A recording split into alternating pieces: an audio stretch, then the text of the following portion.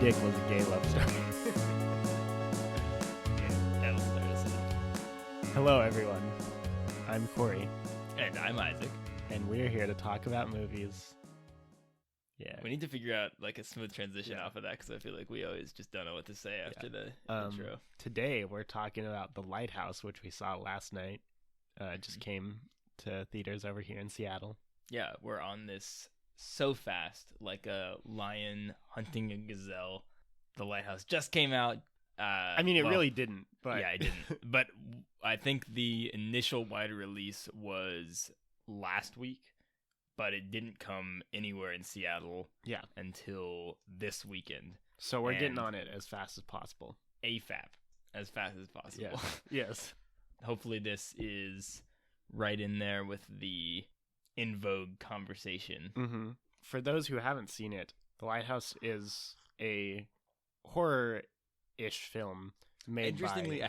I've seen it categorized more often as a drama or a thriller than as a horror movie. Yeah. I think it still is a horror movie, I like think it's a horror psychological horror. I mean, categorization is bullshit overall, but Yeah. I think it's more accurately a horror movie than a drama. And Yes. I don't think it's all that thrilling. No, it's pretty slow and atmospheric. It's focused on the long-term game rather than a cheap thrill, for sure. Yeah. Like a good game of poker. Yeah, I guess so.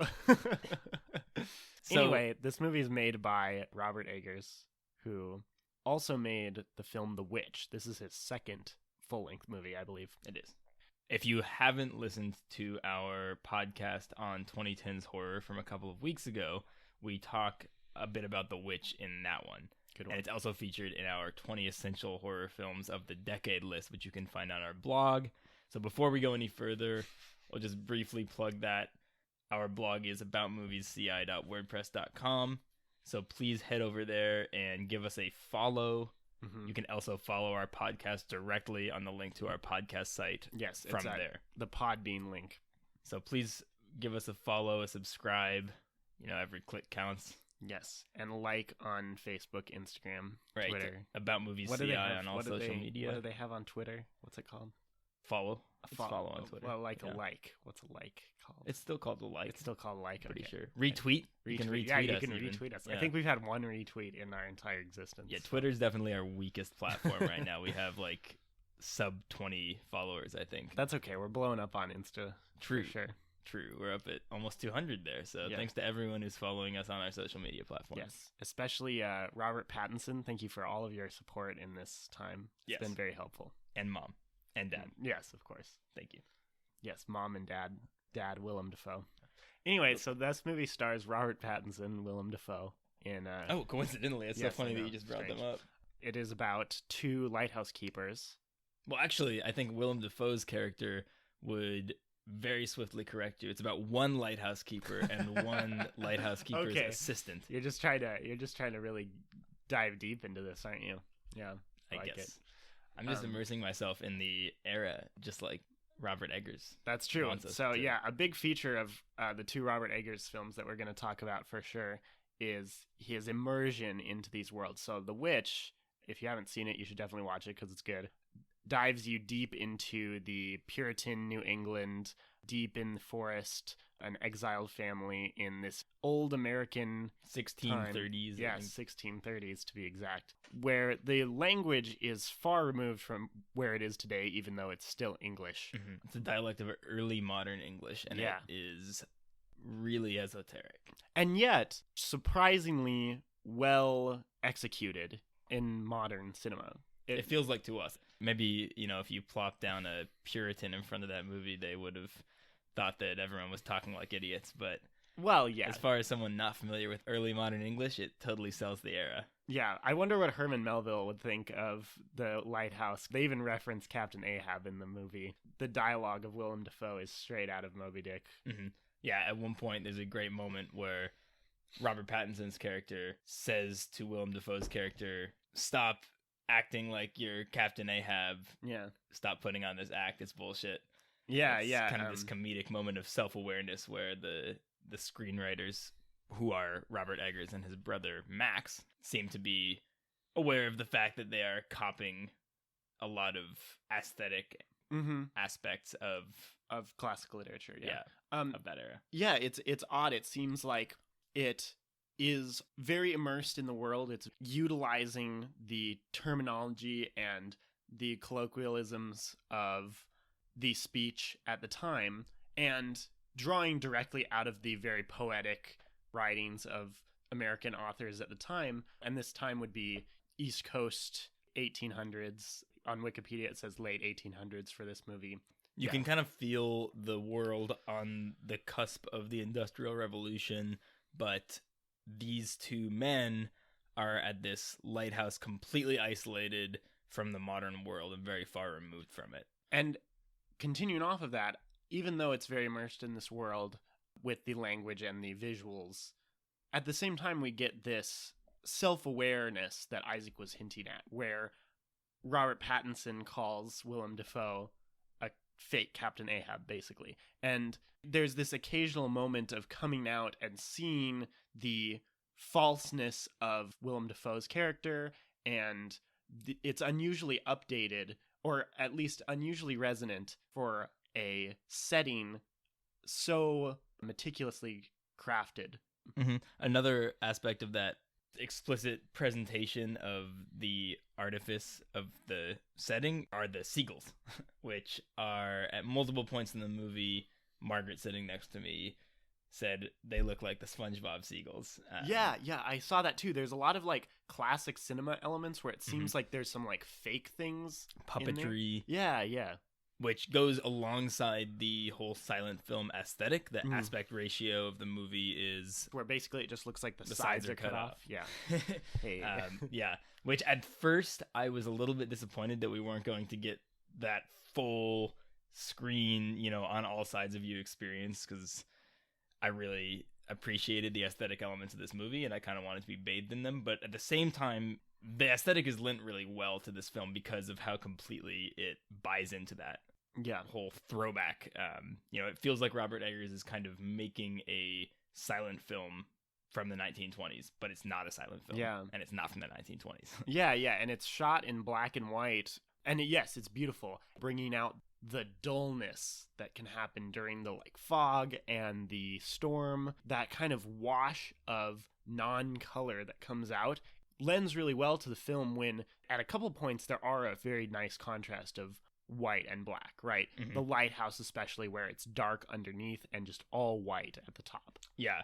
There's also some really impressive and striking and kind of scary use of lighting on characters' faces, specifically on Willem Dafoe's face during a couple of his unhinged theatrical monologues.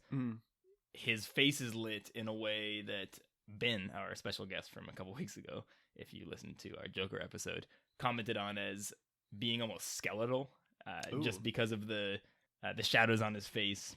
Really is like you're looking at someone telling a horror story around the campfire, shining a flashlight straight up at their face from the bottom. Things like really extreme measures taken to make the faces look unnatural and alien even. Yeah. His characterization lends well to that too. The kind of long-winded tales of how I broke my leg and how his sea adventures, basically, which may or may not be true. The just long-winded and boring tales, basically, of an old, shaggy, bearded lighthouse keeper, punctuated with this flashy language revolving around King Triton and the gods of the sea and all of these. Yeah, his nightly toast is a poetic verse basically about their role as we are the guide of the ocean, essentially. Mm-hmm. This kind of grand vision for such a simple task. Yeah, very self-important. Yeah. Which is partially what ends up leading to the psychological deterioration of both of these characters. Of course, this is a dark horror movie, so there's some psychological deteroration that's going to go on. Yeah, right. It's obvious from the beginning, but that doesn't make the movie boring or predictable at all. Even the elements that I knew were going to happen, like the mental deterioration and some fighting and possible, I don't know, are we spoiling things yet? Well, if you are, then just give our listeners a warning beforehand. Okay. to spoil it, like I said, even the expected mental deterioration, and maybe if you expected one or both of them to die, it didn't seem like they were following a traditional schema of dark horror movie just because it was so ambitious and well executed. The other elements that drew you in just had you captivated. Yeah, definitely. And I think what I would add to that is structurally the movie is also very unique. You have the first half, which is everything from the beginning up to the point where Robert Pattinson's character thinks he's going to get to leave. Yeah. Where it's this slow build-up, definitely a few alarming scenes in there that give you hints of the coming madness, but overall, both the characters seem somewhat collected, if a little bit strange and unhinged. Right, it's not that they are insane at that point, it's just that they both don't like each other. Yeah. Then, at that turning point when the boat doesn't come for Robert Pattinson's character, which I'm not saying his name because he has two names in the movie, one of which, spoiler alert, it is revealed that he actually stole from a deceased coworker several years prior, so he's an identity thief. He goes by the name Ephraim Winslow for most of the movie, so I'll just call him Ephraim Winslow. Although, actually, no, I probably shouldn't. I should probably call him by his other name because technically Ephraim Winslow makes an appearance in the movie. It's fine. In his hallucinations, so it's either way. Yeah.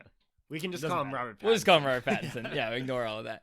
Anyways, the moment when he does not get picked up by a boat marks this shift where the movie begins what I would call this extreme oscillation between this brotherly camaraderie between Pattinson's character and Dafoe's character, which is fueled by their alcohol consumption together, basically, and then eventually their consumption of like a mixture of gasoline and we thought it was honey or something. Yeah. To dull the flavor.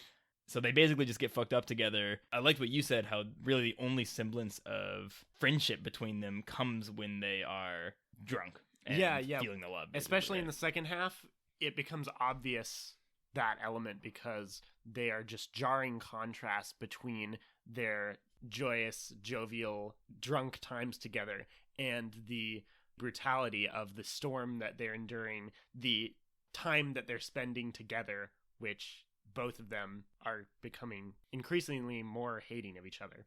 Also, the feeling that there's some kind of bad omens. There's some potentially supernatural stuff going on, at least in their minds, which it seems like there's not actually anything supernatural going on. It's just the classic loneliness, insanity, making up things happening in your head. But there's a feeling of the past coming in and like trying to get a hold of Robert Pattinson's mind and eventually breaking him. There's a mermaid that keeps calling him with siren song, and there's the warning of Willem Dafoe not to kill a seabird, and of course halfway through the movie, right before he's about to go home, he brutally beats the seagull that had been tormenting him to death. So there's a lot of supernatural and folklorish symbolism in there. And you drew the direct parallel to that old albatross poem. Yeah, the Rime of the Ancient Mariner. Yeah, that has a similar tale where they are stranded already and the main character kills an albatross to eat it because they're hungry and stranded in the middle of the ocean. And everyone, of course, because of the urban legends, they say you can't kill a seabird, and then all this other crazy stuff starts happening that may or may not be attributed to it. It's not about that act itself, it's the ideas that the humans are putting into it. Placebo. Yeah, exactly, it's placebo. And that idea fuels the second half of the movie because it's always in the back of Robert Pattinson's mind, just like his sort of killing or letting the real Ephraim Winslow die is also always in the back of his mind. Yeah, and I didn't realize this initially, but as the film went on, I had this recall to a pretty early moment in the movie when he goes down to the beach in what is revealed to, I think, be a dream sequence. But there's a bunch of logs, driftwood logs, floating in towards the shore, and it doesn't really mean anything in the moment when you see it, but then later when you learn about his background as a logger and what he let happen to Ephraim Winslow, which is related to logs, yeah, it becomes very, very meaningful, and you realize that has been haunting him the entire time. Yeah, So it's little literally. details like that really sell the psychological burden on the characters from the get-go. And I think this is another time to bring in another unique and surprisingly relevant tie-in, and that is the sexual symbolism that comes in too. So another aspect of the log scene at the beginning that you're not sure about is the mermaid coming out, which, to be blunt, he has a mermaid token or like little wooden carved figurine, which he finds in the mattress of his that's right bed, and it is insinuated that it was the possession of the guy who had his job before, or who also apparently went insane for similar reasons of being called by sirens. But that, rather than just being the simple folktale element of it, is used as this symbol of his potential like sexual repression. He uses it to like masturbate to a lot in the movie. And those little just wooden mermaid boobs. Yeah, and the creepy like hollow looking face. Yeah, that was fun. Anyway, there's some weird stuff going on between each of them in that, you know, they have nothing to do sexually other than masturbate, essentially. Yeah.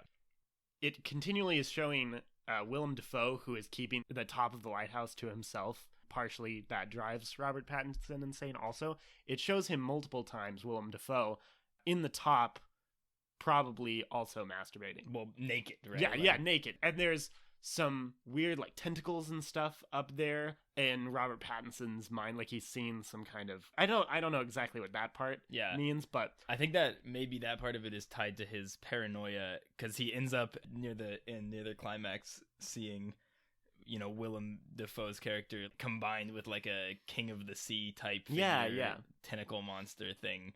It seems like that was a seed that's planted earlier on. Just his wondering what's going on at the top of this lighthouse room. Yeah, the mystery just kind of gets to him. Right? He and having to like conquer this foe maybe in order to get to the top. Yeah, it's like a goal that he harbors, partially maybe out of boredom.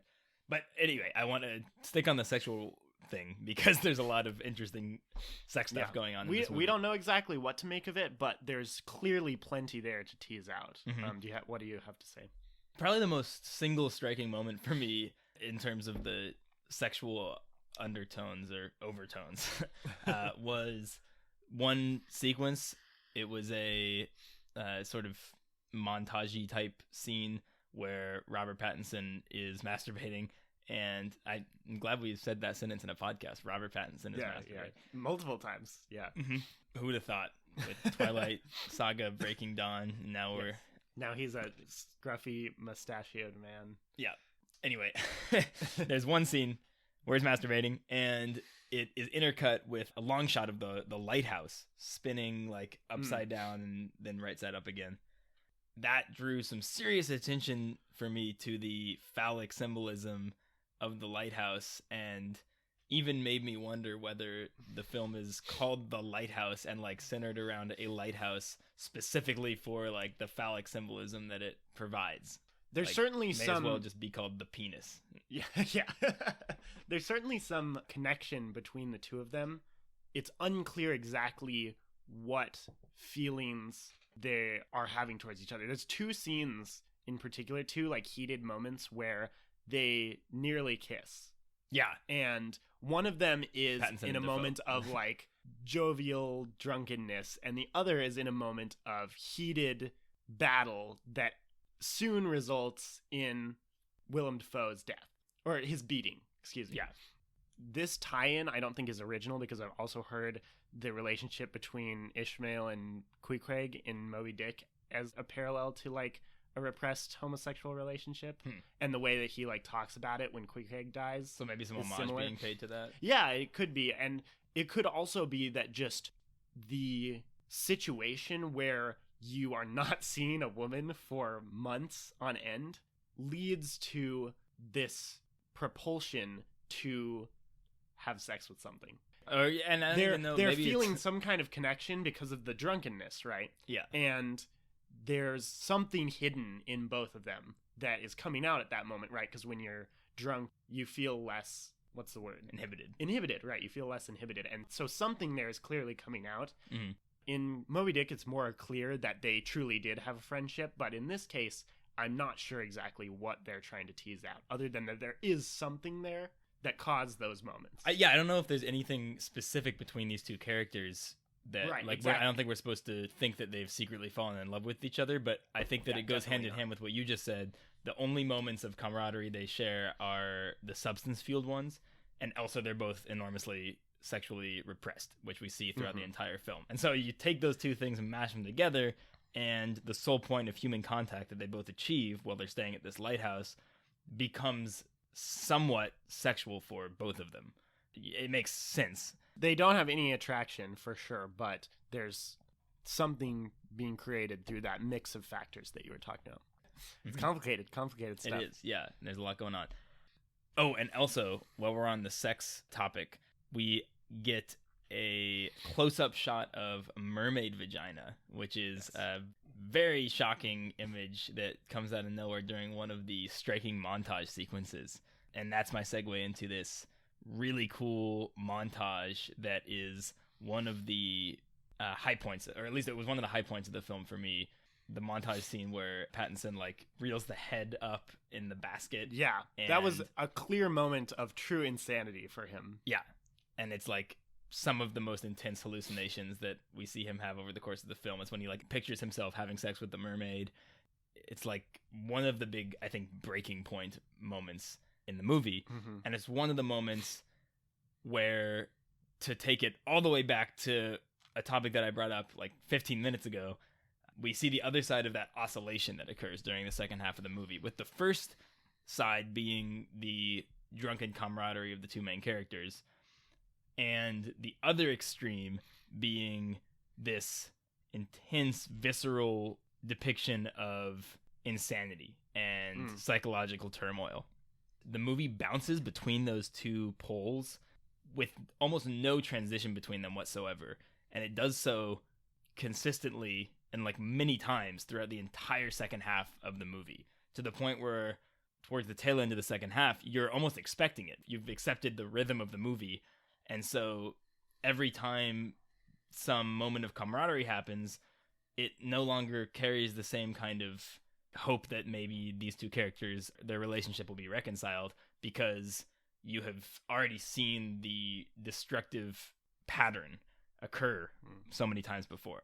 And so that ends up adding a lot, I think, to the viewing experience. Usually conventional wisdom would say that you want to have smooth transitions between your scenes, and you want the psychological deterioration that you're depicting to be this slow, well-reasoned descent into madness. But here it's really chaotic. The tone shifts drastically back and forth. Yeah, there's not a clear arc to the end. It's a wild shifting back and forth.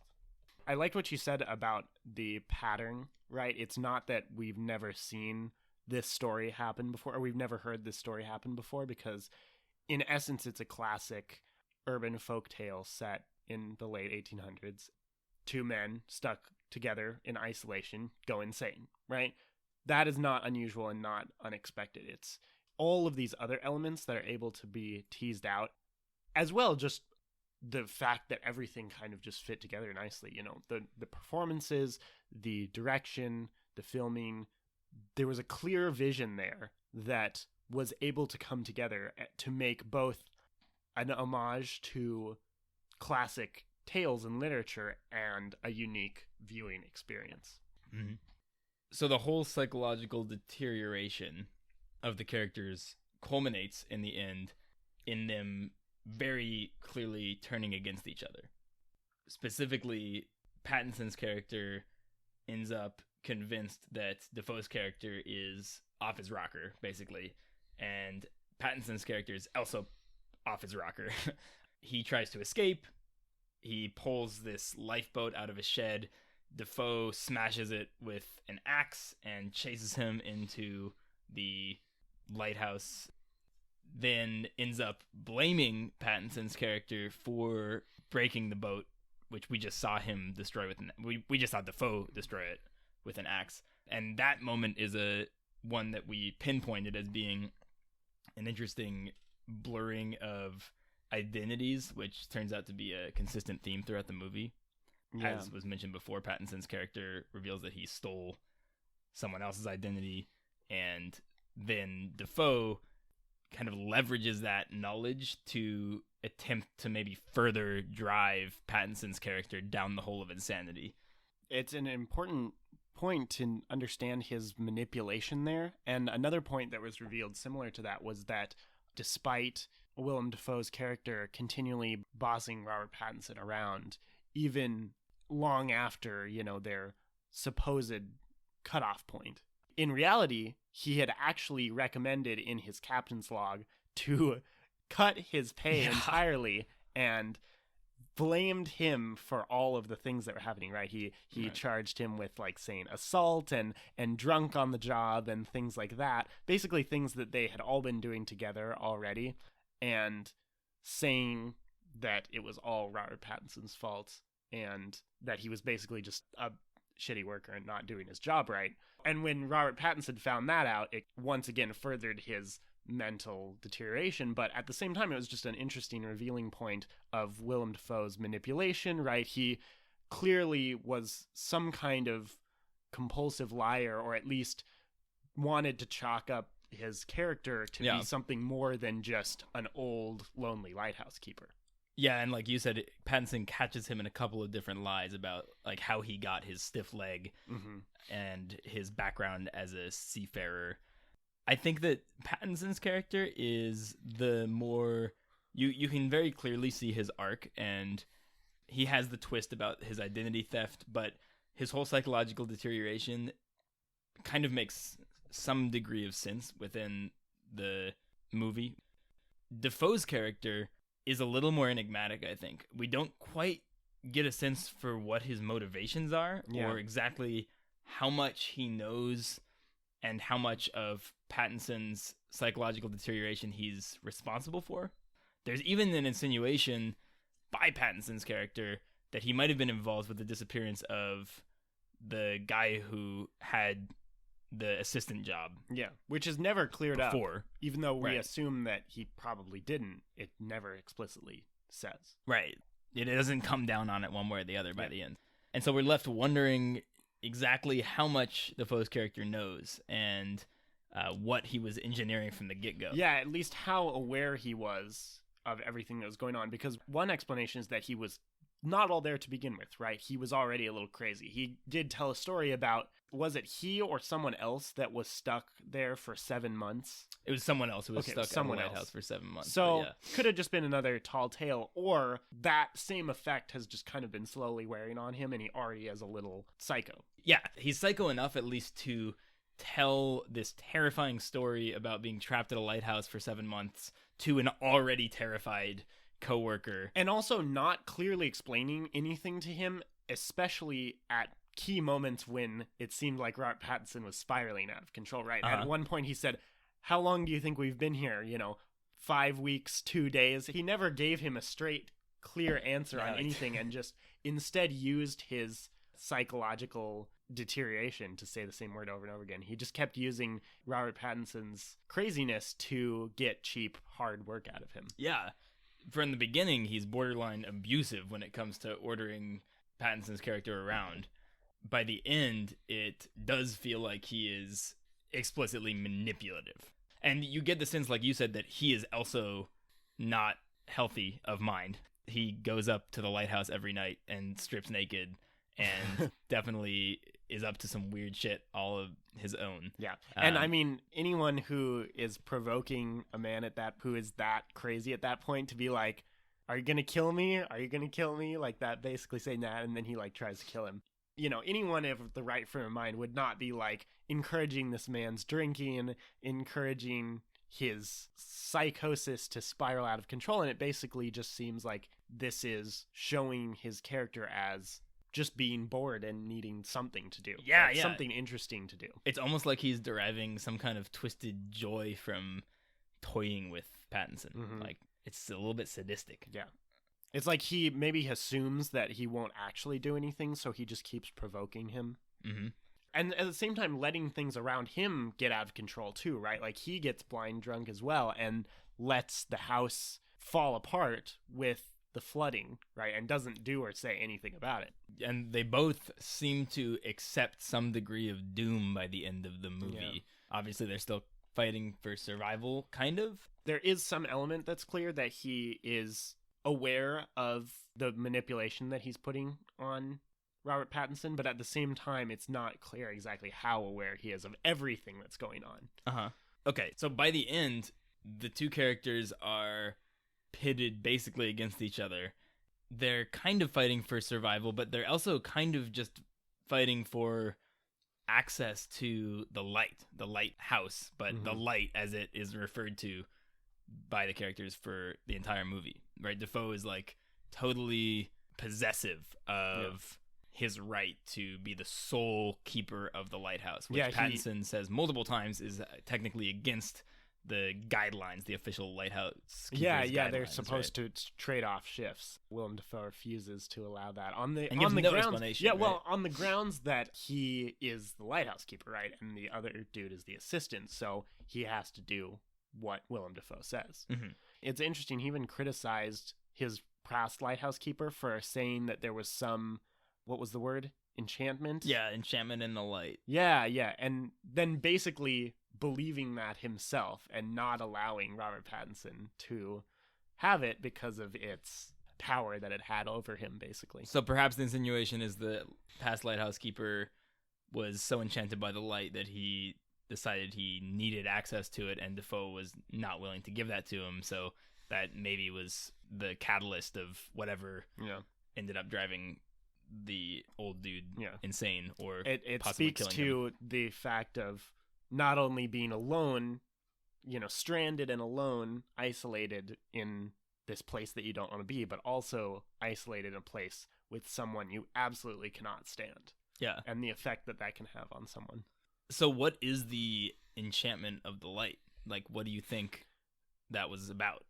Was it just a symbol for senseless obsession to drive off boredom? Or was there something else to it? I think it was partially that, but also I think it was some kind of psychotic fixation for both of them, right? But it was also some kind of symbol that was buried in their subconscious. Like you said, there's a Freudian element going on here of the penis shape, the sexual symbols. There's some psychological buried element in there that is trying to be teased out and causing that fixation also.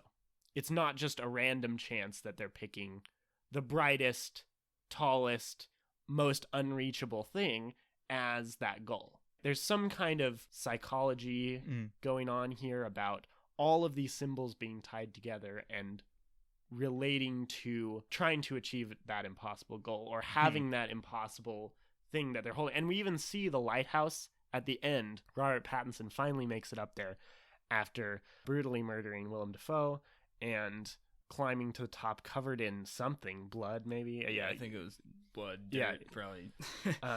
A combination of blood and dirt, and seeing it and basically losing it completely. Right? The colors invert, the noise gets insanely distorted, and he's basically screaming. It really tears at your ears. It's, like on those it's horrifying. Speakers. Yes, it is. It was really cool to see, and just seemed like that most shocking and jarring element that was finally led up to at the end. And then he just basically falls down and dies. Yeah. And gets eaten by seagulls. Yes. It's like he finally achieved that goal and had nothing else to shoot for, right? I mean, he just let himself go. And I don't know if that's exactly what happened, but it's not clear. Yeah, or was he knocked down the stairs like by his terror or shock or whatever? Yeah, because it didn't seem, the light itself did not seem normal. It was one alien element in an otherwise very authentic feeling film. Yeah, all the other psychological elements of the movie you can pretty clearly demarcate as hallucination. But the light, we never actually see a hallucination in the main room of the lighthouse. Like, all we see is the color inversion and the primal scream, which feels, on one hand, grounded in reality because we never actually see anything explicitly supernatural. And it's also very clearly depicted, right? It's not shot like the other scenes where there's some kind of supernatural element seeming like it's going on, and the music and the sharp cuts. It's so clearly shot and depicted that you wonder if it is real. It's And just a maybe scream, that's yeah. that turning point of his final going completely insane, because he is truly lost, and it's so clear for him that this was his final reaching point. Yeah, he's lost, and he was just finding his way by following the light of the and lighthouse. he finally like a gets ship to does. it, and it opens up to Oh. him, basically, right? It literally opens up and shows him something that was inside. Which, is it nothing? Is it just a light? Is that what sort of the big gambit of the, it's... I don't know. Is that Yeah. what drives him insane? Is the realization that, that there's nothing more to see except for the light? Or is there something else in there that he... It's probably sees, both. It's like- probably both, honestly. It's probably both, that it is really just a light, but also Yeah. it's a pinnacle of, industrial power, right? It's this giant machine that is continually spinning this light with a lot of power. It's a big deal to sailors, right? At the time, it's unnecessary in such a fog encapsulated area to have that Right. there. And Certainly his- there's some degree of importance that they're putting into it, and that they're putting into themselves, Right. being the lighthouse keepers. Yeah, not to mention that their sole goal over the past month plus has been to keep this thing on and spinning. Yeah. And then his character breaks when he comes face to face with the thing that he's been working to achieve this entire time. Despite his boredom and his hatred for his companion and his psychological deterioration, it was sort of the one thing, the one constant Yeah. that they had to work for and to shoot for. So maybe that is the enchantment in the light, is the fact that it's sort of the one payoff to everything that they are subjected to. And so there's nothing more there for him once he has been there and seen that light, that payoff, that enchantment, whatever you want to call Yeah. it. Now he has And nothing he just left except loses a ruined control house and a of his dead body, partner. basically, right? Because he's holding himself up at that point to see the light, and then just kind of trips and lets himself fall down the lighthouse. And it could be also that, in a more metaphorical sense, he had been building up to that point. All of his mental energy had just slowly been crumbling away to get to that one point, and then it just dropped completely. Yeah, that reminded me a little bit of Annihilation, another contemporary movie where a lighthouse is featured heavily, although not quite as heavily, but just in the sense that the lighthouse is the center of this incomprehensible force whose origin, you get the sense, is really within the mind of the main character. I think it's just interesting that both of those films use the lighthouse as their central image. Yeah, there's something external and internal causing this mental shift. Mm-hmm. And something also incomprehensible, right? You can't completely put it into Right, words. You it's- can yeah, try to trying to- understand what the yeah. character is going through, but ultimately it's something that is so personal to their experience that probably they don't even understand. Yeah, the act of wrapping their head around it is slowly driving them insane. Mm-hmm. And that's really fascinating. That whole aspect of the incomprehensible, the uncanny.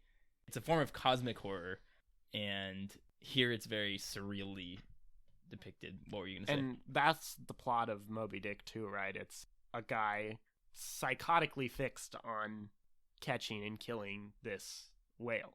It's something that has terrorized sailors, and in all reasonable thinking should just be avoided and left alone entirely, because humans just did not have the technology and ability to keep up with something that aggressive and that needing to destroy them, right? But he's so fixed on it that he allows his entire crew to die in the process to try and get to it, and ultimately fails. Yeah, and Willem Dafoe is similarly completely fixed on hoarding this light and having it all to himself, and is willing to drive his partner to the brink of insanity. Yes, very Kill him single. He with- has a single mind. He has a, one-track mind. One-track mind. That was an enlightening discussion there at the ending. I don't think I really grasped what was going on there, or not that we reached a concrete conclusion about what the light is or what exactly the lighthouse means, but for me, what's most fun about these kinds of movies is the process of trying to wrap your head around it. Yeah. Right. This movie is vague and chaotic and not straightforward. That was the intention, but there's enough there of substance that with enough reflection, you can reach some kind of understanding about what happened in the movie, right? It's not just meaningless, crazy events and like deep themes being thrown at the wall to see what sticks. It's this feeling of intentionality. Robert Eggers, you get the sense of him really being a craftsman. There's so many elements of this movie that are constructed from the ground up, including the lighthouse itself, that he actually had built on the shores of Nova Scotia because he couldn't find a suitable existing lighthouse that met the weather conditions that he wanted. And that's so strange, because if you see the movie, you'll immediately feel the authenticity of your location, right? It very much seems like we're being dropped into this location with real people of the time. Right. Maybe just one last thing to touch on is the fact that the movie simultaneously feels like it so authentically portrays this setting and time period, but then also, like you said, there's the certain degree of universality and of it like not really mattering, or of the specific story being told not really being the most important aspect of the movie, but rather the psychological and symbolic elements being perhaps more important. And similar to the story of the witch, right? Also, we talked about that connection being set in a time where, in theory, we shouldn't be able to understand what they're going through because it's so different and the language is so different than it is now, and yet making it universal enough to understand what's going on. And to dive into deeper themes than we would expect to bring out of that kind of story. Yeah, it's horror with a head, and it is a great example of a further contribution to the modern horror renaissance that we have been thinking a lot about lately. Yeah, you should read our article about modern horror. It's good stuff. Yeah, it is. Yeah, so really cool double-pronged achievement of crafting both a vivid period piece and also a universal psychological and subconscious examination. And I'd say both of Robert Eggers' films so far have achieved that really difficult balance. But The Lighthouse definitely feels to me like a maturation of his vision. It feels like a clearer vision to me than The Witch. It's definitely worth seeing. Not necessarily your typical spooky Halloween viewing, but if you're into strange horror, then definitely give this one a watch. Yeah, and unusually transportative. Just like the literary inspiration for this is so unusual for a modern movie, especially a modern horror film. Right? Like we talked about Moby Dick already, and a couple others that I heard the connection to were Paradise Lost and Heart of Darkness. This kind of similar to Moby Dick, that time of just not the story related, but that time of writing stories about a journey, so to speak, right? In Heart of Darkness, it's up the Congo River, and in Paradise Lost, it's about heaven. You know, there's these impossible seeming goals coming out of this that I think lended well to a much broader topic than they seem to be talking about, right? And ones that have stayed universal and they're still talked about today, right? The kind of classic literature. And I think that element comes through pretty well in The Lighthouse, more so than I have seen in a movie in a long time, of taking inspiration from classic literature about a simple-ish story, using it to illuminate these unique and interesting ideas.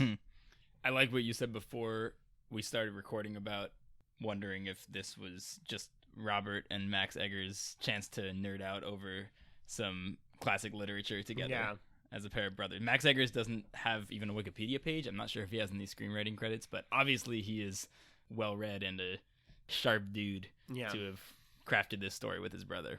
Yeah, and they even, in the very last credit title, they give reference to an author that I didn't know, but they said to the writings of this person.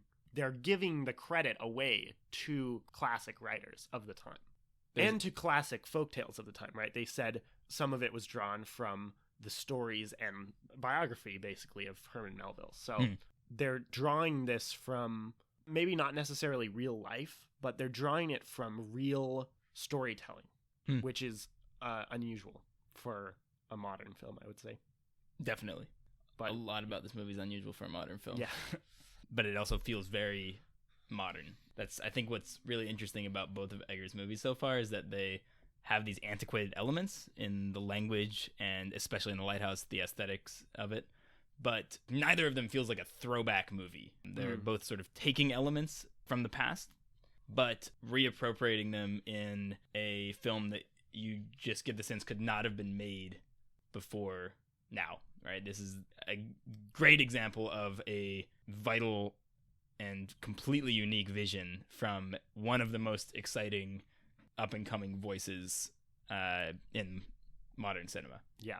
We're hoping to write another article soon talking about masters of horror, just to round out our overload of horror talking that I'm sure all of our fans have been fed up with by now. But it's not the end of October, so you're going to get more. No, yeah, I think we'll aim to have that one up by Halloween. Good call. But we're going to talk about some notable filmmakers who might lay claim to the title Master of Horror. And we already had an inkling of thought that Robert Eggers was going to be included and talked out on the list, and now I think we definitely are going to. Definitely, yeah. He has cemented his status and polished up his resume by adding the Lighthouse to it. Yeah, you got to get at least 2 successful ones down to be considered a master. Right, to have a pattern with you. But yeah, you didn't just get lucky once or happen to have all the pieces fit together. You were able to create 2 different kinds of magic, so to speak, with 2 different sets of skills. Or 2 different sets of people and different ideas. Yeah. So watch out for that. I'd like to figure out a way to give our readers a chance to actually vote on who they think the master of horror is. We'll see if we can do that. Yeah. Yeah, I think we can do it. Modern technology is pretty good overall. Yeah. We're not in the Industrial Revolution anymore. Well, I think that about wraps up our discussion of the Lighthouse. Any final notes you'd like to add? I think I'm okay. Yeah. Yeah, me too. This has been a great discussion. Check us out on social media, as per usual. AboutMoviesCI.wordpress.com is our blog, and About Movies CI is also our social media handle, just about everywhere. So give us a follow. If any of these ideas leapt out to you, feel free to reach out to our other podcasts. Take a listen there, and also to our articles, which... you mean to the horror podcast? Yeah, or just any of them. Yes. Yeah. But I think especially the horror one we talk about. So yeah, we've called back to several of the ideas that we discussed over in that one. Yeah. And also we did a lot of horror writing this month, so check that out too. Yeah, if The Lighthouse doesn't satiate your desire for some seasonal horror, then we have a lot more recommendations to share with you over on our blog for some easily accessible ones on all the major streaming services. So check out our spooky seasonal streaming picks over there, and our 20 essential modern horror movies of the decade as well. Yep. And get ready for more podcasts next week, more articles this upcoming week. Yeah, we've got one more week of October horror for you before we shift gears. So yeah. Keep some spare underwear on you because we're not done spooking you yet. Yeah, and if you have any ideas about what we should talk about next month, I don't know if we're going to have a theme or if we'll just do more random turkey movies only. Yeah, movies about turkeys. Yes. Can't even think of one off the top of my head. We'll figure it out. Thanksgiving movies. Planes, Trains, and Automobiles is my favorite. Is that a Thanksgiving? Yeah, it's all about he's trying to get home to his family for Thanksgiving. Steve Martin. Okay, so that's what we're going to write about all next month. So look out Planes, for 12 more articles and 4 podcasts all about Planes, Trains, and Automobiles. I love that movie, honestly. I'd be down. All right, well, till next time, thank you all for listening. Thanks for listening. It's always an honor. About Movie CI. Hey, hit us up. Bye. Bye, everyone.